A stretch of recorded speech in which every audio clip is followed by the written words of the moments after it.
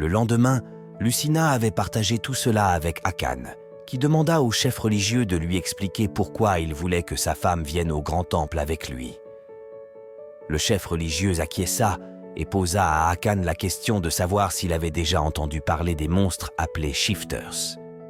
Akan répondit par l'affirmative, soulignant qu'un shifter est un monstre capable de prendre n'importe quelle apparence.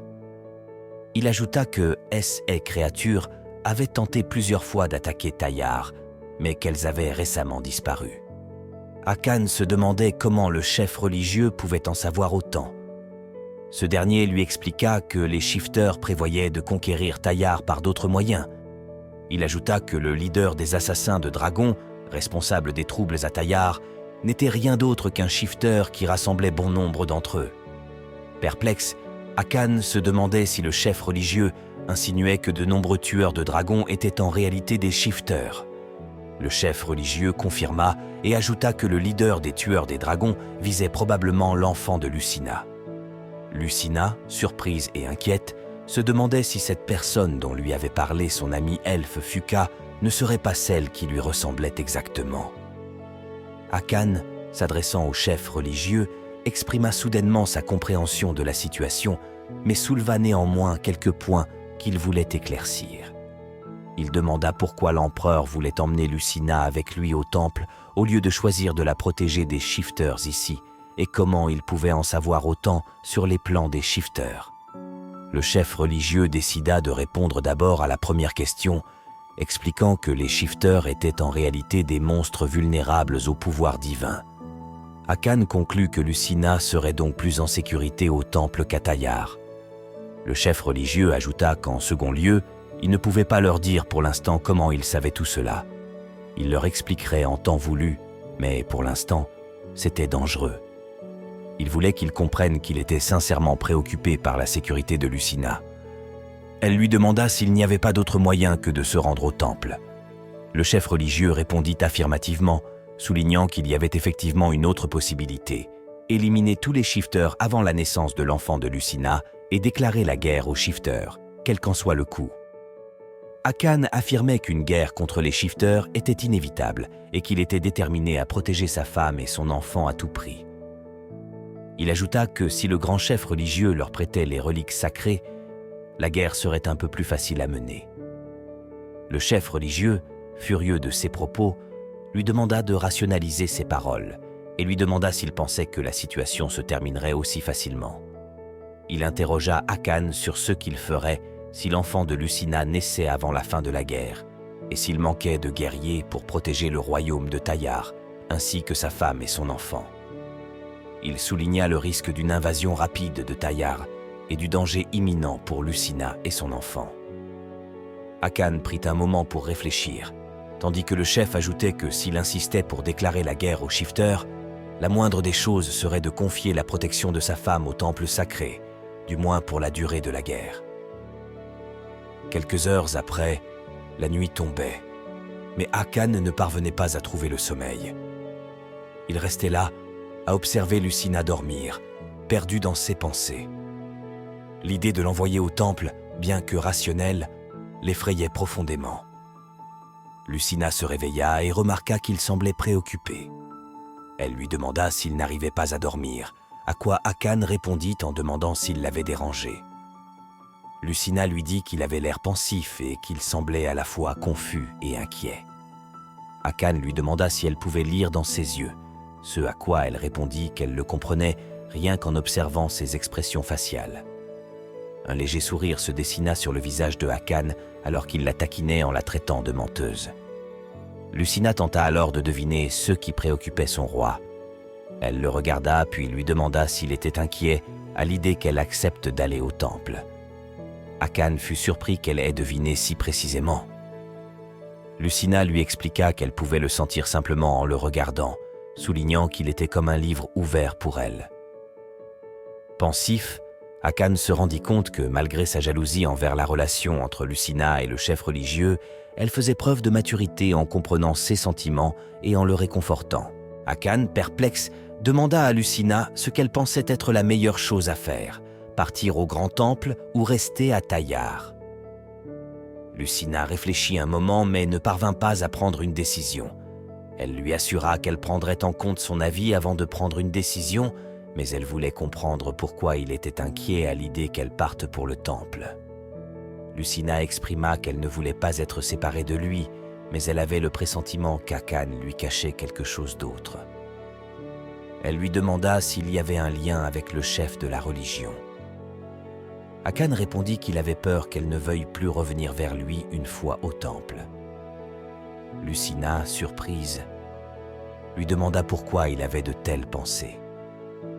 Akan avoua que rien que d'imaginer qu'elle parte le rendait anxieux et qu'il se demandait si sa vie serait meilleure si elle épousait quelqu'un comme le chef religieux plutôt que d'être avec quelqu'un comme lui, un barbare. Il demanda à Lucina si elle aurait vraiment choisi quelqu'un comme lui au lieu du chef religieux. Lucina, furieuse, lui cria dessus, lui demandant s'il avait perdu la tête. Akan, surpris par sa réaction, la regarda. Alors elle lui dit qu'elle ne pouvait pas partir alors qu'elle était sur le point de devenir la reine de Taillard. Elle lui assura qu'elle ne le quitterait jamais, même à son dernier souffle. Elle exprima son désir d'être enterrée à côté de lui, dans la même tombe, même après sa mort, affirmant qu'elle ne voulait jamais être séparée de lui. Akan la prit dans ses bras et lui assura qu'il ne la laisserait jamais partir loin de lui, ni dans la réalité, ni même dans son imagination. Lucina, émue par ces paroles, le regarda avec passion et Akan l'embrassa tendrement. Le jour suivant, Akan et Lucina se retrouvèrent à nouveau en compagnie du chef religieux, qui appréciait particulièrement le temps agréable à Taillard. Il fit remarquer que Brion était prospère, mais que la pluie lui donnait une teinte grise. Puis il interrogea Lucina pour savoir si elle avait bien réfléchi à sa décision. Confiante, Lucina assura qu'elle ne quitterait pas Taillard, affirmant qu'elle était la reine et qu'elle ne pouvait pas partir alors que Akan serait en guerre. Le chef religieux comprit sa position, mais exprima néanmoins sa pensée à voix haute, soulignant à quel point elle avait grandi. Il avoua qu'il la voyait encore comme une jeune fille, mais respecterait sa décision et n'avait aucune intention de l'emmener de force. Il demanda alors si cela signifiait que Taillard se préparait à une guerre contre les Shifters, et Akan confirma. Le chef religieux exprima alors son désir de leur prêter les reliques sacrées pour les aider dans la guerre à venir. Akan et Lucina étaient tous les deux surpris et se demandaient pourquoi le chef religieux voudrait quand même leur prêter les reliques sacrées malgré le refus de Lucina de partir avec lui. Il expliqua alors qu'il voulait simplement s'assurer que Lucina et son enfant seraient en sécurité, peu importe où ils se trouvaient. Méfiant, Akan exprima ses doutes quant aux motivations réelles du chef religieux et lui dit qu'il n'était plus sûr de lui faire entièrement confiance. Le chef religieux comprit que Akan semblait ne pas avoir confiance en lui. Akan continua en expliquant qu'en tant que grand roi de Taillard, il ne pouvait pas simplement croire aveuglément que le chef de la religion décide de céder des reliques aussi sacrées sans aucune condition.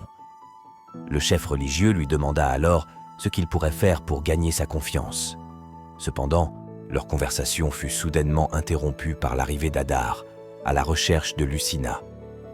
Titi, la servante de Lucina, s'excusa pour l'interruption et expliqua qu'elle avait un peu baissé sa garde qu'Adam Adar se sentait mieux, mais l'avait perdu de vue. Lucina demanda à Adar d'attendre un peu, mais elle refusa en disant que le palais était ennuyeux. Le chef religieux, qui ne put s'empêcher d'entendre la discussion, proposa à Dame Adar de rester et lui offrit une place à côté de lui. Adar accepta avec gratitude et prit place. Akan présenta alors Adar comme étant sa mère et expliqua que son instabilité était due à son âge avancé. Le chef religieux souligna qu'Adar avait été victime de magie noire et remarqua que bien que les effets aient disparu, les séquelles étaient encore présentes. Il proposa à Akan de guérir complètement Dame Adar de la magie noire en échange de sa confiance. Surpris, Akan lui demanda comment il pouvait en savoir autant sur la magie noire et s'il était possible de l'éliminer définitivement. Le chef lui répondit qu'il pouvait percevoir ce genre de détails en regardant l'apparence d'Adar, qui portait toujours les résidus de cette magie. Akan accepta, avertissant le chef religieux qu'il ne tolérerait aucune ruse. Ce dernier promit de s'en souvenir puis demanda à Dame Hadar de l'excuser pendant un moment. Il posa ses mains sur les épaules de Dame Hadar, la regardant dans les yeux. Soudain, Akan et Lucina virent une lumière jaillir de lui, enveloppant Hadar pendant quelques instants. Elle se sentit immédiatement mieux, exprimant le sentiment que le voile noir qui enveloppait son esprit avait été dissipé. Lucina se demandait comment cela avait pu arriver. Akan expliqua à sa mère que grâce au pouvoir sacré du grand chef religieux, toute trace de magie noire avait été effacée. Hadar le remercia chaleureusement tout en lui demandant pourquoi il l'avait aidé. Le chef religieux répondit qu'il avait simplement fait ce qui devait être fait. Il demanda ensuite à Akan s'il était désormais convaincu de son aide pour Tayar. Akan répondit par l'affirmative et le remercia sincèrement. Plus tard, Akan et Lucina informèrent Jilay que Hadar avait été complètement guéri par le grand chef. Jilay, heureux, exprima sa satisfaction quant au rétablissement de Dame Hadar. Akan lui demanda alors où en étaient ses recherches sur les pouvoirs de guérison de Lucina. Jilay leur répondit en leur demandant s'ils avaient déjà entendu parler de la tribu lunaire de Brillon. Il leur expliqua que le peuple à l'origine de l'Empire sacré était appelé la tribu lunaire en raison de leur apparence, mais aussi parce que, même sans lien avec le pouvoir sacré, il possédait un pouvoir spécial conféré par la lune. Il avait l'apparence blanche et les cheveux argentés comme Lucina, peut-être étaient-ils ses ancêtres. Jilay, pensif, remarqua que le pouvoir lunaire qui coulait dans le sang de Lucina semblait étrangement plus puissant. Il se demanda s'il s'était trompé dans ses calculs. Akan demanda à Jilay de l'informer immédiatement s'il trouvait un meilleur moyen d'utiliser les pouvoirs de guérison de Lucina, et Jilay acquiesça. Ainsi, Akan et Lucina partirent. Plus tard, Akan raconta à Toulan comment le chef religieux avait réussi à guérir la maladie d'Hadar, soulignant que c'était comme si un miracle s'était produit et que sa mère avait été guérie en un instant. Il ajouta que le chef religieux avait même accepté de leur prêter les reliques sacrées. Toulan, pensif, se demandait si Akan avait oublié que le chef religieux était intéressé par Lucina et pourquoi Akan avait baissé sa garde, se disant qu'il y avait peut-être une ruse. Il exprima son intention de mener une enquête sur le grand chef de la religion, même s'il devait le faire seul. Soudain, Akan l'appela et lui demanda de rassembler tous les chevaliers le lendemain, car il allait bientôt engager une guerre à grande échelle contre les shifters.